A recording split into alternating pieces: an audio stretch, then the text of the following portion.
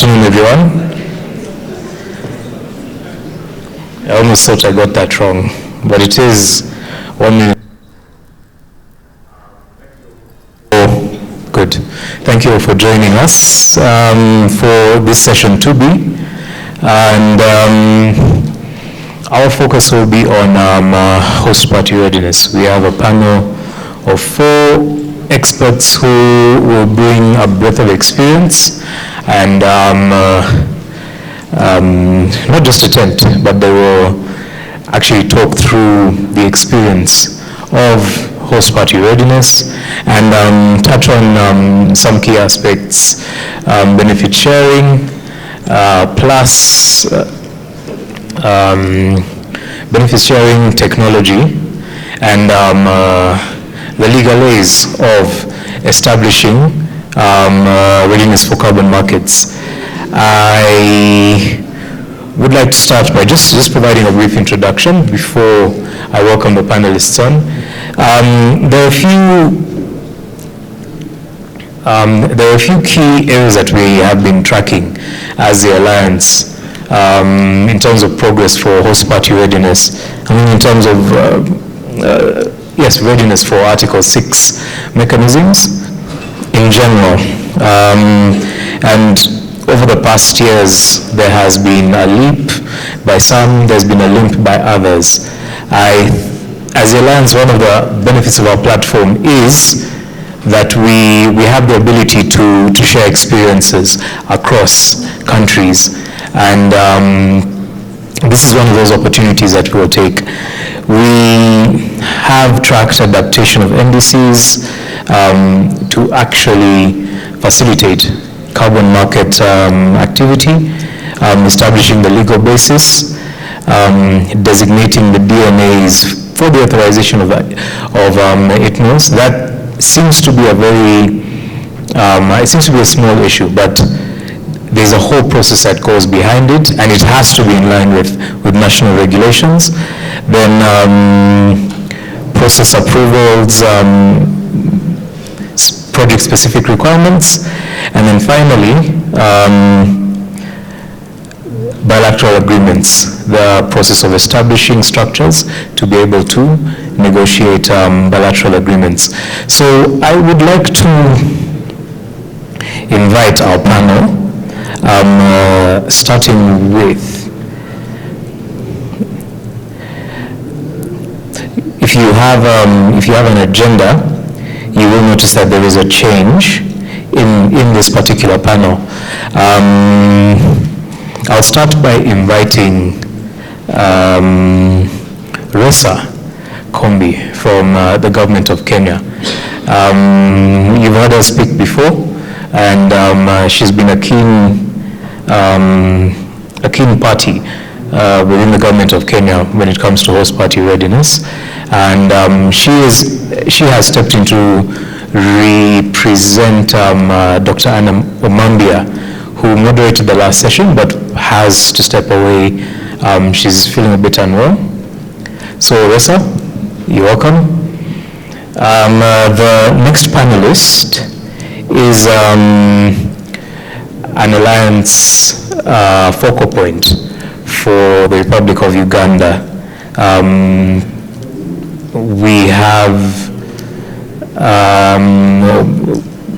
We've engaged on several fronts, even before my role in the Alliance. She's been a keen expert on carbon markets, having worked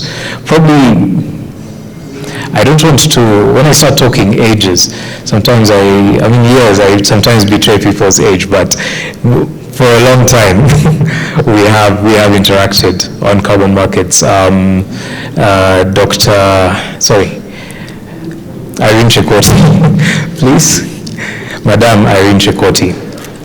The next panelist comes from a country I have very much at heart, because I served there as an advisor and worked through the starting point of structuring legally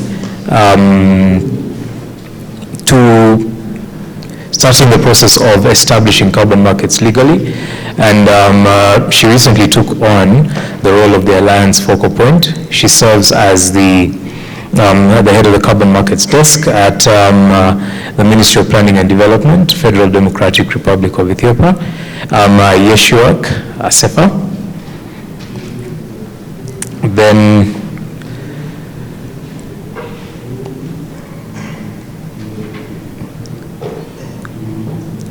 I would like to invite an individual who's, in many ways, if he stands in the sun, I would definitely stand in his shadow. His physical presence is one you cannot miss. But also the aura that he brings when he talks about the Alliance, the Western African Alliance, and what they have achieved in using regional collaboration to establish carbon markets readiness, and the fact that they are also a few steps ahead of us in the East African Alliance. Usman Falsa, is the coordinator of the Eastern African Alliance. Then I think the person I've known for the shortest time, but had quite an amazing interaction with as we prepared for this event from Klassen. Morgan Condet. I really love to pronounce names properly, so apologies if I haven't done that. Okay. So just to get running with it, I wanted I have provided an introduction, but then just to get running with it, I wanted us to talk about where you come from, what your current role is, and how you are facilitating host party readiness in different countries, not just in the Eastern Africa region, but in Africa in general. So we'll start with Morgan. You'll sit right next to me. I can take yours, okay. Thank you, Andrew. And I'm very happy to be here today. So, as Andrew mentioned, I come from Klassen, working on Article 6 advisory. In a true advisory and consultancy fashion, we don't do this alone. We have partners helping us support governments towards high integrity. When it comes to high integrity on the African continent, that would be CAPE and FSDA, Financial Sector Deepening Africa, supporting, financial sectors on the continent. And so that is what we do. I come from Switzerland, and I'm very happy to be here in Kenya for the first time. Thank you. Thank you. I'm Lisa Kumbi. I'm working with the Ministry of Environment, Climate Change and Forestry Kenya within the Climate Change Directorate. So the ministry is mandated on what is climate change, and that's where carbon markets fall. In that regard, we are the ministry in charge of ensuring that we are ready to participate in carbon markets. That includes legislation development and making sure that we have institutional arrangements in place. Thank you.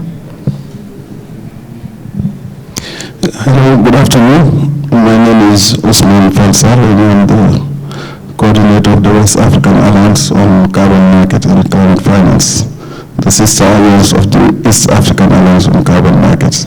And I'm very happy today to be here participating to this event organized by the East African Alliance. Thank you for inviting us. Thank you. Thank you. I'm Mishwak from Ethiopia, Ministry of Planning and Development. For the last 8 years, I was engaged in MRV teams, and I'm the part of UNFC review experts under the BTR and the National Communication and Technical Alliance for the previous BR. But now this is my new role, so shifting from MRV to carbon market. I'm happy to join these teams. I'm the one to National Focal Point to Eastern African Alliance, and also Article 6.4 DNA for this. Good afternoon. My name is Irene Chakwati. I work with the Ministry of Water and Environment Uganda, the Climate Change Department. I take the lead in our mitigation section of the department. In our mitigation section, we have activities around NDCs, MRVs, BTRs, and then carbon markets. I'm also the DNA for 6.4. And I think 6.2 as well. Generally, carbon markets rotate around myself and my team. Thank you. I'm happy to be here.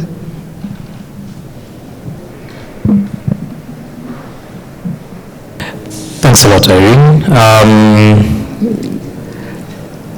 We should start with you, since the microphone is in your hands. So the first thing I'd like to talk about is a question that is on very many people's minds. You know, the advent of the Paris Agreement, there was a huge anticipated shift in the carbon markets, and indeed, it has come to pass. A lot of the responsibility for oversight was moved to government. And as a result of that, I mean, anything to do with government itself is a contract. So anything to do with government requires laws, requires legislation, requires structures and frameworks. How has Uganda prepared for that so far? Where are we in terms of what are the key, 2 or 3 specific milestones you would look at in terms of aligning for Article 6 oversight? Thank you, moderator. From the Uganda perspective, I think in 2021, we already realized how important climate financing is. And so we thought we could focus on carbon markets as well as a way of mobilizing this climate finance to implement our climate actions in the country. And so in 2021, we developed what is called the National Climate Change Act. And the National Climate Change Act, in a specific section, which is 8 and 9, provides for participation of the country in carbon markets. And if this was called climate change mechanisms, why? Because it's focusing on not only one type of mechanism, but looks into compliance mechanisms, the 6.2 corporations, the voluntary carbon markets, but also it goes ahead to provide for space for the minister to prescribe any other mechanism if he so wishes to. And so coming from that specific section of the National Climate Change Act, we wanted to implement that act under that specific section. And so the last 2 years we embarked on developing our National Climate Change Mechanisms Regulations. And so when you hear that, sounds a mouthful, but it means the carbon markets regulations for Uganda. Right, so in 2023, we started to develop our regulations. It took us really a while because we were only able to complete that by the end of 2024. Why? Because there are a couple of challenges involved in the process. In reality, it sounds easy, but it sounds easy, but in reality, it's a bit complicated. So, if you allow me, moderator, I could just highlight, for example, one challenge that we went through during the process of coming up with these regulations. For example, so we have the legal team here, and then we have the technical team on climate change side. And so these two teams have totally different understanding of what markets really is, or they actually may not even have an understanding of what carbon markets is about. And so it was important for us to come together and get to the same level of understanding for us to be able to draft the regulations. So in these climate change regulations, or carbon markets regulations, we think that, because that is one of the requirements for countries to participate in Article 6, for example. And so we envisage these regulations to help us, guide us, provide proper procedures and guidance on how to implement Article 6. Issues to do with registration of projects, issues relating to approvals of these projects, and issues relating to authorization as well at the end. Are the things that we looked into or we envisage in these regulations to guide us. So without going into the details of the regulations, but I think it's a good platform for me to just highlight 2 or 3 things about it. That in the first place, our regulations are not very prescriptive in nature, and it focuses on key areas. For example, if you want to be a validator or verifier in Uganda, what do you need to do? For example, you're supposed to register with a commissioner who is in charge of climate change department for you to be a validator or verifier in Uganda. It also provides for issues relating to the ownership of the carbon emissions, carbon credits units, who really owns the carbon credit units. It looks at, for example, if you're the owner of the mitigation technology, if you're the owner of the source of the emissions reduction, I mean, that is where the benefit sharing arrangement comes into play. So,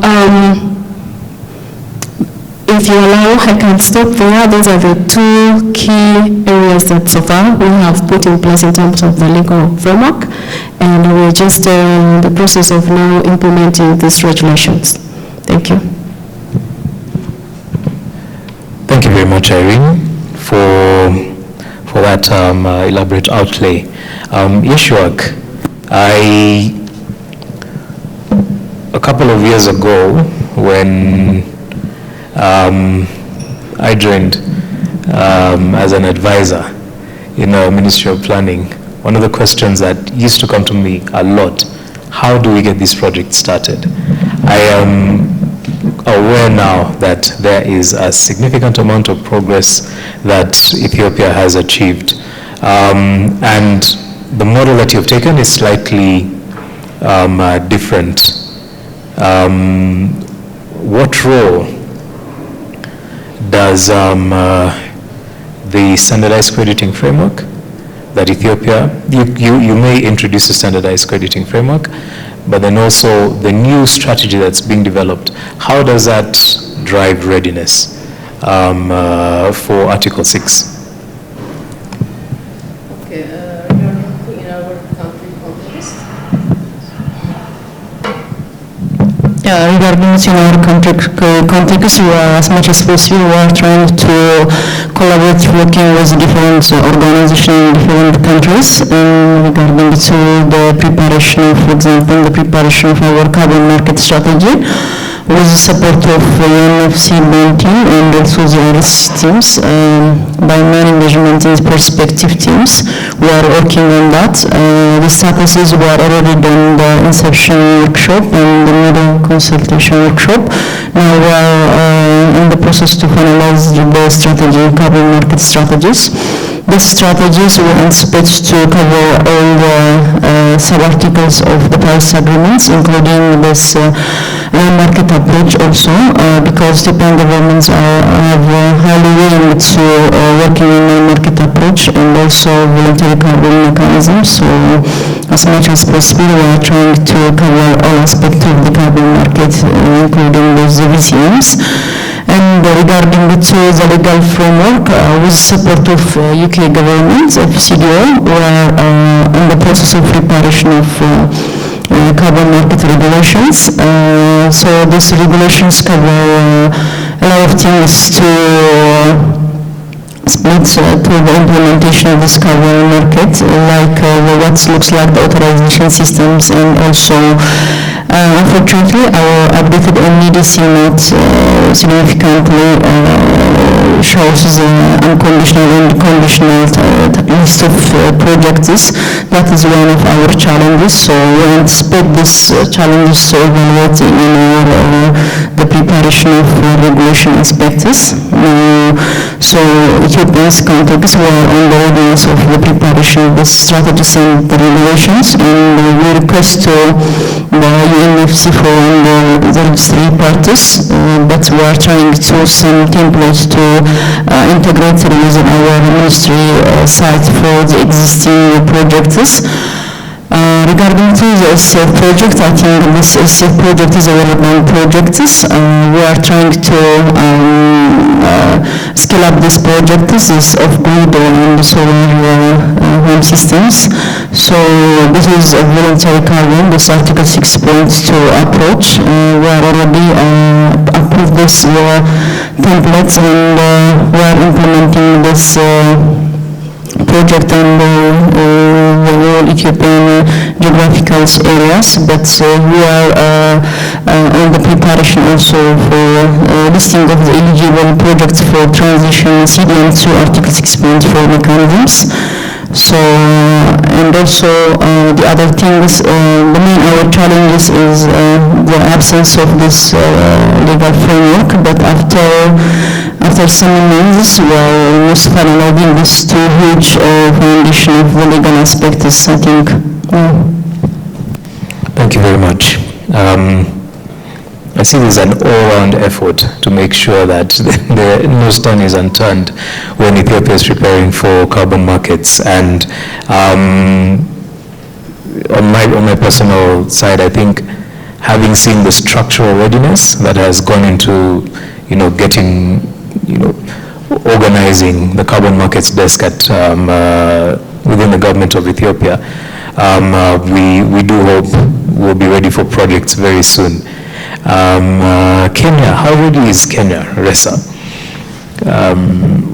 In brief, where are we at with our current legislation? What are the gaps that still exist? Thank you very much, Andrew. I think we are speaking, we're reading from the same script. Having heard Uganda speak, I was like, I can just copy and paste to Kenya. But regardless, in 2023, Kenya did amend its existing Climate Change Act, which didn't include carbon markets then. So that amendment led to incorporation of carbon markets. There are a few sections in there that speak to carbon markets.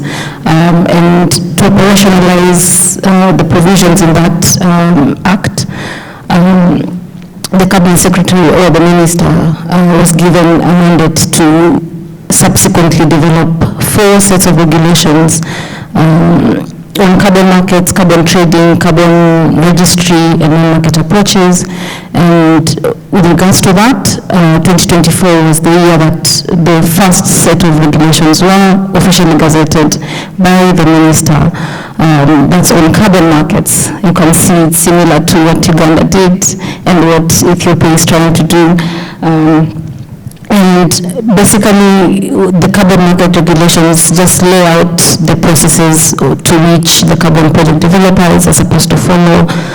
So procedures, we have sections dealing with matters registry, but not really in depth because they will be dealt with within the carbon registry regulations.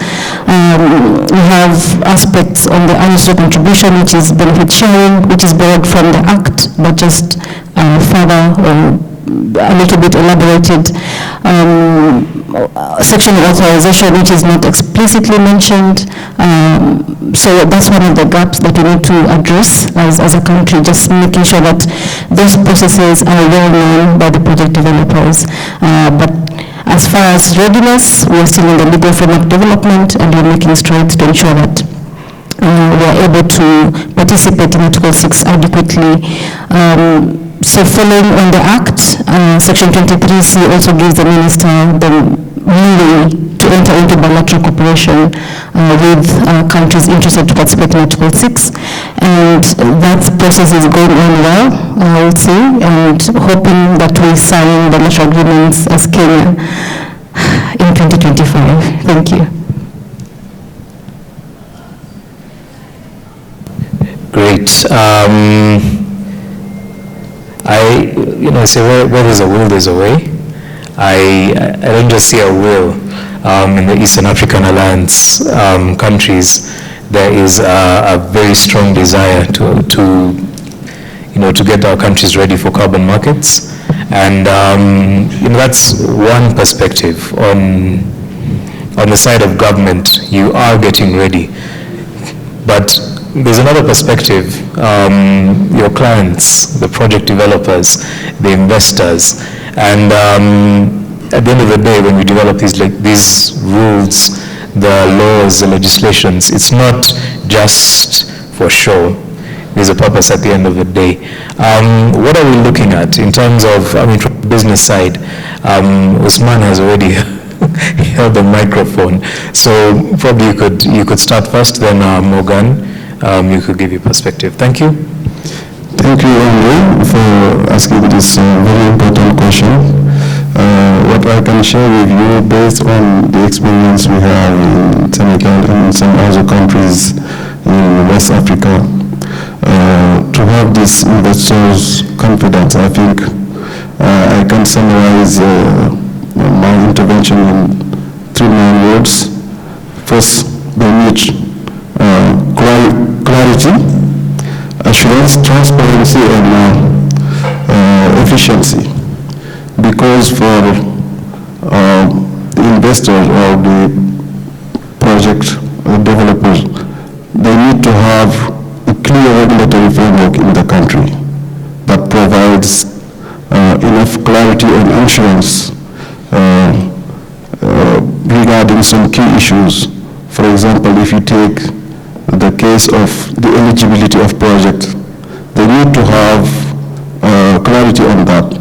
What are the eligible sector? What type of project can be developed in the country? And what are the processes in the host countries? They need also to have a very clear understanding of the process leading to the issuance of the letter of approval. Perumal in the previous session has explained a bit about the format, the content, and there was a lot of debates prior the decision in Baku regarding the revocation of letter approvals and all these issues. I think from this perspective we need to have a clear regulatory framework in the host country so that before investing, before getting in a project, the promoter can have all things clear for him. And one of the issues, if you take the case of the NDS project in the forestry sector or agroforestry sector, the issue of land rights is something that comes over and over again in many countries because of some lack of clarity and relative to this issue of permanence and the crediting period of this type of project. So we need to have a very attractive framework in the host country when it comes to implement some forestry project. Clear governance is something that is really key if you want to facilitate the development of projects, and fast tracking of administrative processes. Sometimes it's really difficult for a promoter when it comes to our country without having any clarity on what are the timeline for different steps regarding the development of the project cycle itself. So we need to have a clear procedure in the host country clarifying the timeline, the administrative fees, and all these issues that are needed for a project developer. And in advance, he can make his decision and also see how best he can implement his project. A clear accounting and reporting framework in the country. I think it is something that is key in the host country if you want to attract a lot of investors. After that comes the question of the benefit sharing mechanism. I think we will talk a bit more in the next intervention, but it is something that is really important. And in most of, for For example, if I take the case of West Africa, we are currently working on that, on how to put in place a very inclusive benefit sharing mechanism at a host country level, both for nature-based solution and technology-based solution, because there might be some differences in the way you are addressing this benefit sharing mechanism when it comes for nature-based project or technology-based project. It's really important at a host country level that in the regulatory framework you give good clarity on that. And the third issue I wanted also to focus on is the host country environment for project origination. You can have a very appropriate regulatory framework, you can have clear rules and procedures, but if in the host country you don't have an environment that can facilitate the development of project, the origination of project, you may end up with having no concrete project on the ground. I think in the host country, you need to facilitate access to finance for example, private sector, the local private sector that might be interested in carbon project, and provide also the opportunity to build local capacity, technical capacity for project development, validation and verification. That is really important to have in place in the host country. And last but not least, I think it's really important to provide in the country an opportunity for key stakeholders engagement and communication. It's really important that in the country, all key actors that are involved in carbon markets have the possibility to interact, to exchange on a regular basis so that implementation of project can be facilitated on the ground. So I can stop there, waiting for more additional questions. Thank you.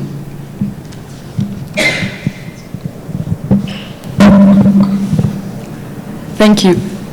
So I think I tried to resonate on what Usman was saying about how ready do you want to be. You can be ready, but not necessarily have the projects, or you want to be sure that once you are ready, you attract the projects.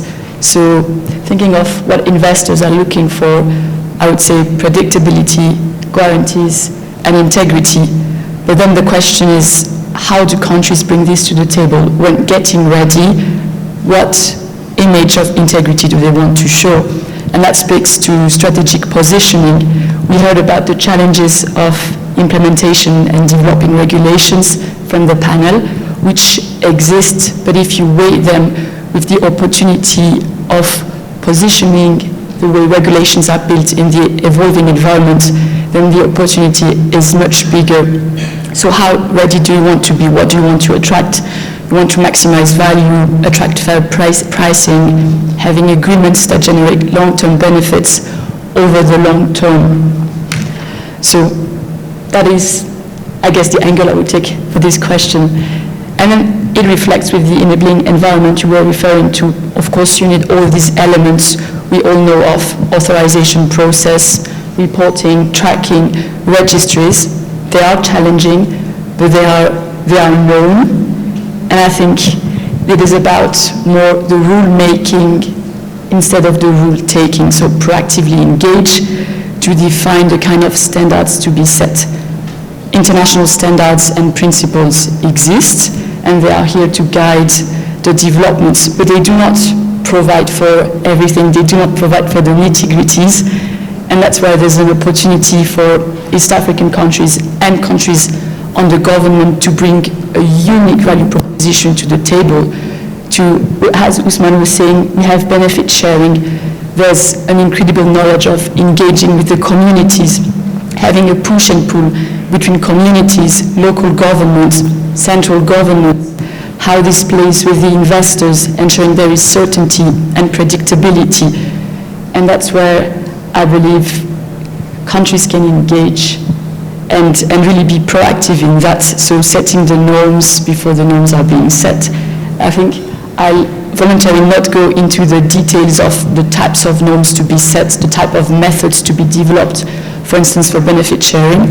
Well, because I know Andrew has all the questions, but also because the front runners in this regulatory efforts and innovation are in the room, so I want to leave the mic with them.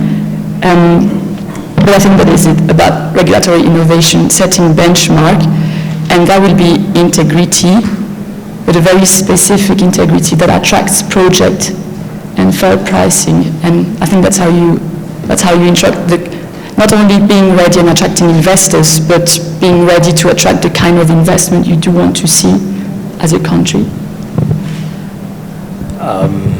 Thank you. I want to stick with you too, because you both talked of benefit sharing before we get a country perspective on this. Just in terms of models, benefits sharing, for many who have been in a carbon market for a long time, it's a relatively new concept. Yeah, it was something that could have been written into a project, but now it's something that probably has to be written into a project. Just as an outline, what models, what benefit sharing models have you seen being effective, especially from the perspective of the beneficiary of the laws that have been put in place? Both of you, because you talked about it. Should I start? Okay, thank you, Usman. I think we see, well, first different benefit sharing regulations that are being drafted currently by governments on the continent, but more importantly, we see different layers of complexity. So as I was saying before, we do have international principles and standards, but it's quite high level. It's at the principle level. I think we all agree projects should be fair, right? The question now is, to what extent does it go into the nitty-gritties of benefit sharing mechanisms? And that's where the diversity lays at the moment. Do you have a method to calculate the benefit sharing? There are different methods to do so, to calculate the benefit sharing charge that eventually goes to the communities. And then that raises the question of who are the legitimate beneficiaries. And that's also where you would see diversity in the approaches. Is it within the project area, or is it because you are directly involved with the project? Usually carbon markets used to talk about beneficiaries to say, I don't know, the household receiving the cook stove.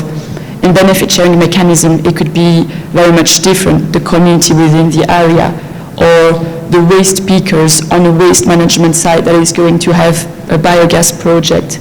And there it's more about the livelihood being affected. But then that opens the question, are the beneficiaries the ones that are affected by the project? Not necessarily, because the 6.4 would argue that that's at an ST level. You need to have safeguards in place, and you just don't want a project negatively affecting communities. And I think that's when you go into this kind of details. Another example would be on the project developer's obligation. What do they need to declare? Annual revenue declarations, are they on the gross revenue, the net revenue? How is it enforced? Is it the DMA, the 6.2, the 6.4 DMA that is checking, and how? And I think that's where we will see a great level of diversity, which does make sense because it needs to reflect the national realities in benefit sharing mechanisms. So I think that's the different types of mechanisms we see. Thank you, Morgan. Just to add on what you have already said, I think this is a very important topic, the benefit sharing mechanism. And presently in our sub-region, we are now trying to do a kind of benchmarking to see how best we can harmonize practices and get the best out of it, because we are all learning and we are trying to see how best this issue can be addressed. So, and recently we've organized a workshop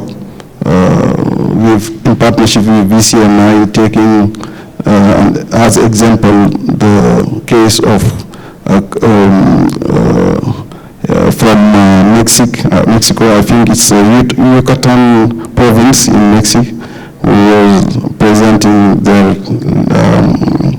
model of benefit sharing. But when it comes to talk about benefit sharing, I think we have to take into consideration several issues: the environmental benefits, the economic benefits, the social benefits, and also the technological benefits.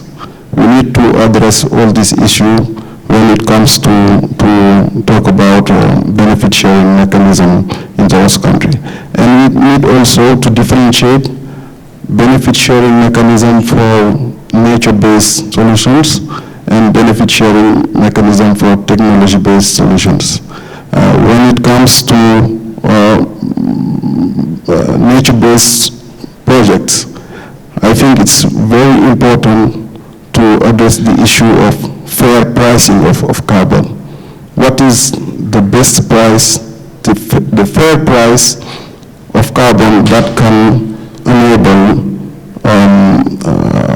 sustainable development of local communities, and how to engage them to develop alternatives, activities that can help preserve the environment in the respective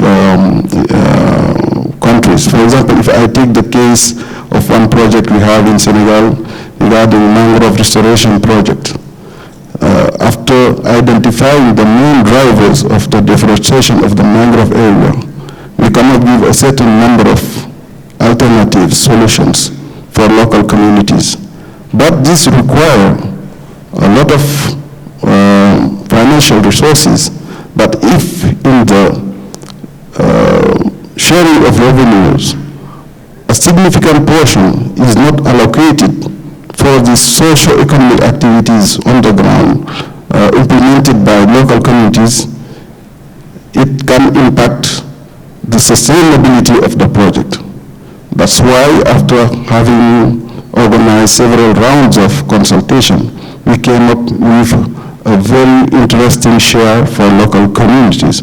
Whereas in the past with the CDM, they were not receiving anything from CDM project, or at least the most interesting project, they were allocated something like 5% or 10% of the carbon revenue. But now, with the Article 6 area, we are moving to a more important share for local communities when it comes to implement nature-based project, because of the issue of sustainability, because of the issue of the permanence of the carbon credits. If local communities are not engaged on these projects, we may end up with having some problem in the future of preserving the environment. I think the sharing of revenue with the local community and the engagement on the governance also of the project is something that is really important and that needs to be taken into consideration when it comes to put in place a governance framework for the benefit sharing mechanism at the host country level. The other issue that is really important when it comes to technology-based project, accessing to clean technology should be really important in the country. That can allow implementation of more ambitious mitigation action in the host country at a reasonable cost. I think it is something that is really important to take into consideration in the mechanism. So the sharing of the economic benefits, the revenue with the host country government also is something that needs to be taken into consideration, and somehow a very high share taken by the government can lead to challenge or obstacle for private sector to get in some carbon projects. Sometimes we face this situation in some countries. For example, we organize a consultation with the private sector on how solar project or on how clean technology project can be implemented at the host country. But during this consultation, we faced that the private sector was really very reluctant to accept some share of carbon revenue from the government. We wanted to have enough revenue for the administration of the system and for the management of the different projects at a country level. So they were requesting a share that was not well accepted by the private sector. So having a clear framework and a reasonable framework addressing this phase, this share taken by the government should be really considered when it comes to define a benefit sharing mechanism at a host country. Thank you. Thank you very much. I want to get a couple of reactions from the audience about specifically the issue of benefits sharing. I know this perspective on benefits sharing from, one side we will have the government preparations. I know factored into our regulations, into our laws, we have established benefits sharing mechanisms. But there is a perspective from a private sector developer on what would actually make sense to them.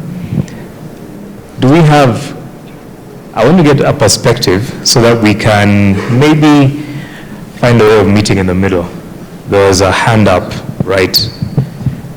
Hello, good morning. I'm David Gish with Big Sasa. We're working on electric cooking. We're a private developer, so it's part of the dialogue, the private sector side. I'm familiar with the Kenyan regulations and also the new draft as well as the Uganda regulations. So two questions or concerns from our end as a developer are around the contribution to the country's own NDCs. Currently in Kenya that's not clear, in Uganda to my knowledge also not quite clear. So is it us on an individual basis negotiating? Someone will be deducted 10%, someone 50%. How is it going to work?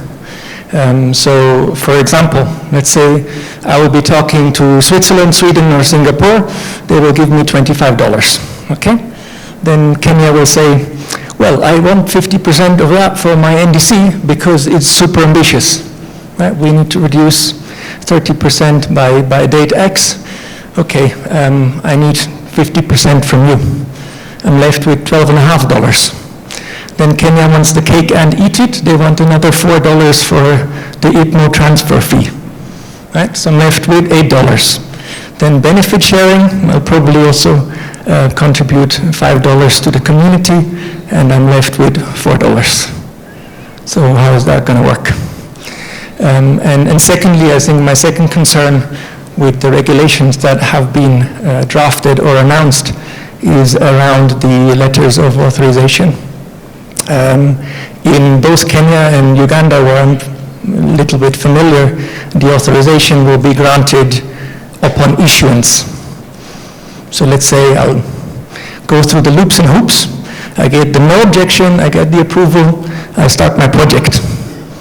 Then in 2 years' time, right, the verifiers will come and say, okay, your first 2 years of project, these ones are the tons of emission reductions. And at that time, I can then go to the government and say, please, can I transfer this to Switzerland? Right?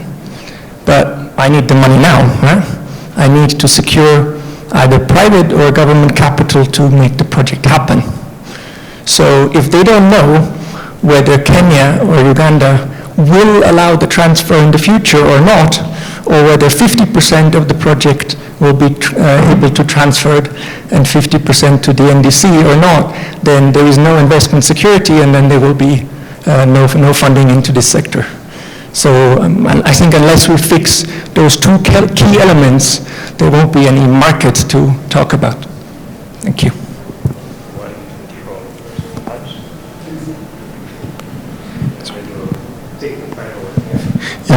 Thank you, and thank you for your presentations. Just, we need, from the country's perspective, to have a very clear regulation, very transparent when it comes to how the benefits sharing and also the rules are defined, and made it public. And everyone may know when coming in your country and implementing a project to how that project will be assessed and what will be the consequence of that project. But when it comes now to benefit sharing, we have two parts between the PP and the country, and between the PP and the local community where the project is implemented. And between the PP and the local community, it will be about the rules that are defined when it comes to sustainable development, when it depends on the rules defined within the standards and all those elements. And that has to be very clearly defined, and the population, when it comes to this stakeholder consultation and their involvement in the project and all of that, to be very clearly defined. Now, when it comes to between the party, between the country and the PP, here also we need to have very clear rules, but we need to understand that to assess a project, to authorize a project or approve a project, there will be some needs from the country's perspective to have people that are doing that work, to do the assessment, and to have all the infrastructure to run, to submit the report to the UNFCCC and all of that it means. And I'm not sure in many African countries that the government will in the budget provide that elements. So it's up to the Ministry of Environment or the entity in charge of that to make it sustainable. And to do so, they have to charge the PP to pay that. Also, another element is in relation to the corresponding adjustment when it is a compliance, because the PP may use the units and sell the units to be used by another country to meet its NDC. It's for regulation. You sell it to another entity in another country, and that entity use the units to meet the regulation in its own country that will fall into the other country's NDC. And for that will require a corresponding adjustment to avoid double counting. That means the host country will develop additional efforts to meet its own NDC. They have to take that into account when providing this authorization. All those elements have to be taken into account in the regulation.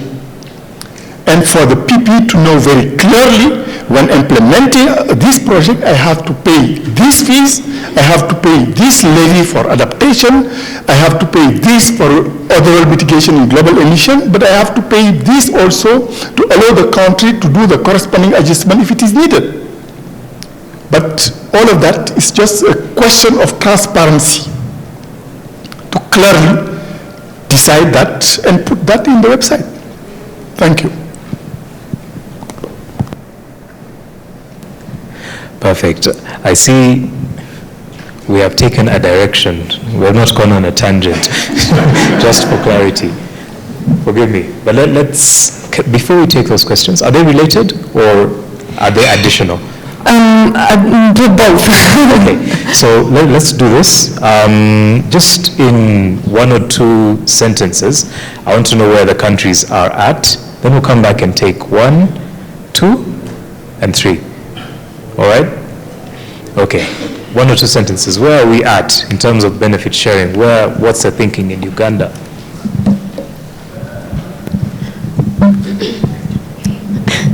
Thank you for the question.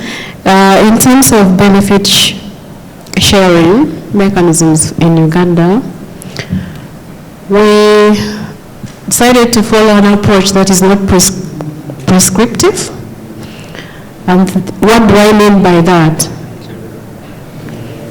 We in the regulations decided that when the PP is submitting a request for a letter of approval, they should be in position to annex a benefit sharing arrangement plan that should be reflecting about 3 principles. It should be indicating equity. It should be in position to indicate fairness, and it should be in position to reflect engagement and consultations with the beneficiaries and other stakeholders. Okay? So that is the approach that we as a country has chosen to follow. So it is only upon that we will be able to look through if actually that submission reflects those principles before the approval is granted to a PP.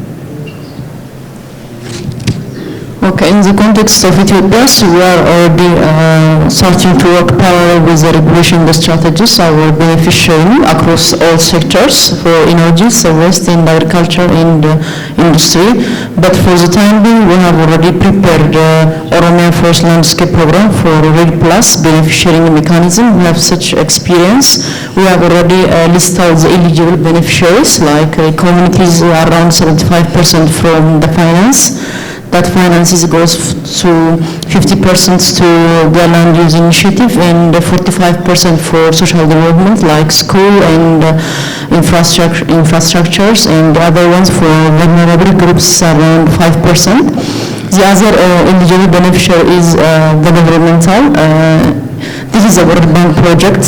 It's implemented in Oromia regional states, so the government of Oromia is the share of 15%. And the federal government is a share of 5%, and the other one is the private sectors, because most of the private sectors are not willing to actively engage with the climate change to the contribution of emission reduction. So this is one of the encouragements to private sector engaging in these emission reduction projects. It's around like 5%. Yeah, this is our country's context. That's right. For Kenya, in the Climate Change Act, it's stipulated that, as Uman said, we've segregated nature-based solutions and technology-based solutions. For NBS, it's 40% to the community through a community development agreement, and for TBS, it's 25% to the climate change fund. Yes.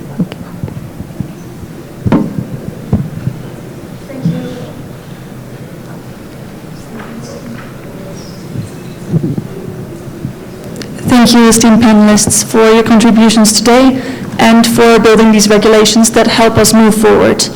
My name is Emma van der Ven. I work for Rabobank, which is a Dutch bank firm specialized in agriculture. We have a very widespread program called ACORN, where we help smallholder farmers transition to regenerative, low-carbon practices on the farm.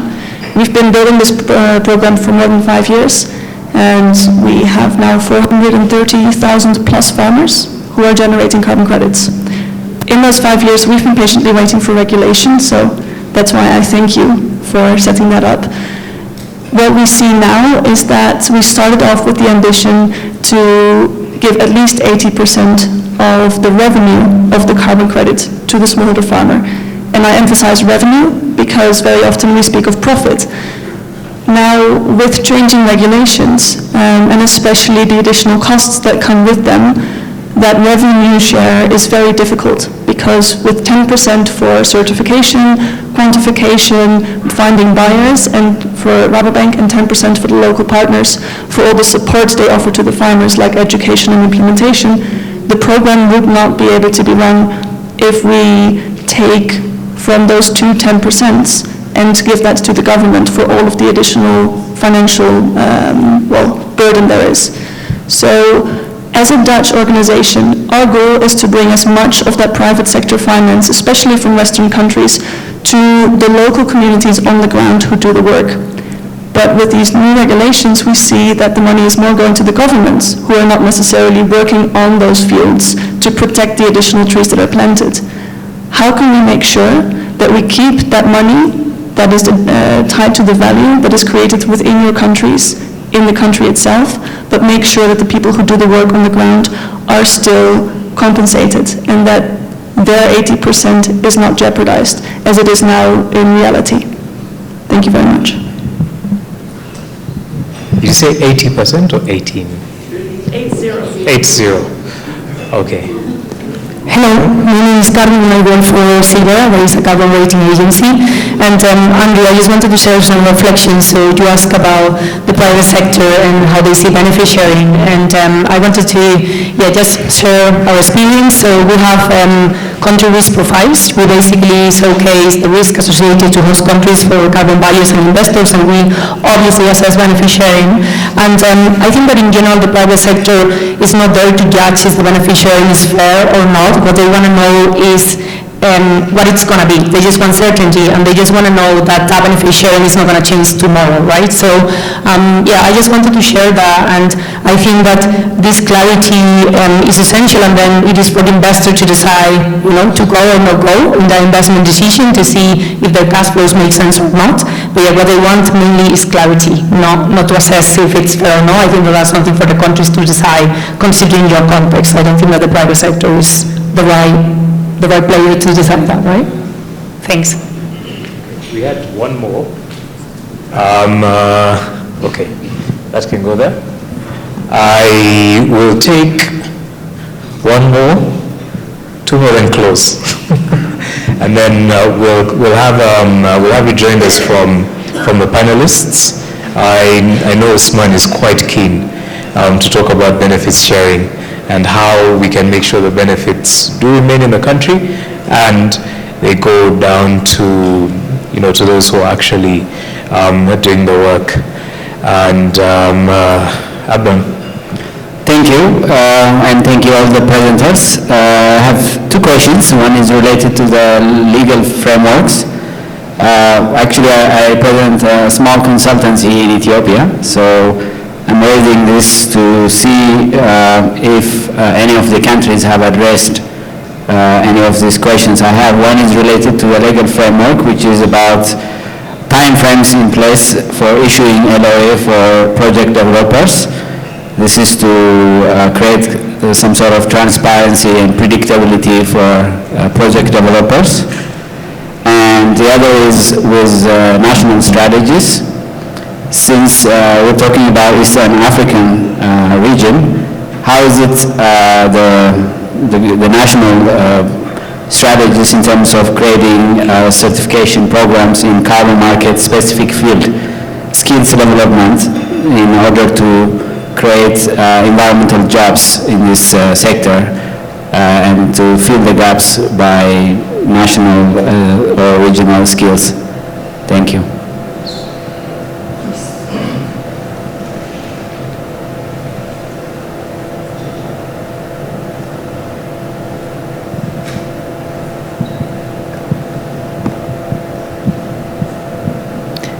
Thank you. My name is Marta Tolner. I work for Climate Asset Management. We are a large investor. We have around $1 billion under management in natural capital and nature-based carbon strategies. And with that nature-based carbon strategy, we invest in projects in this region as well. So we have a vested interest in all the regulatory developments that are ongoing, and have been an active part in that as well. With those investments already ongoing, I had a question around the transition, because some of the projects that are already underway have communicated certain commitments or modeled certain financial and carbon outcomes for the different projects, and obviously changes in the middle of that or through the beginning of those projects affect the outcomes, particularly for the communities that are involved, quite significantly. So it's interesting to hear from you what your thinking is in this transition period as those benefit sharing mechanisms become more crystallized, how will you go about dealing with ongoing projects or with projects that are not classified necessarily as ongoing, but have already started that stakeholder engagement process a while ago, to make sure that we maintain a high level of credibility with communities and with investors. Thank you. Usman, you have a very strong opinion on sharing. Yes, I would just try to share the experience we are currently having in the southern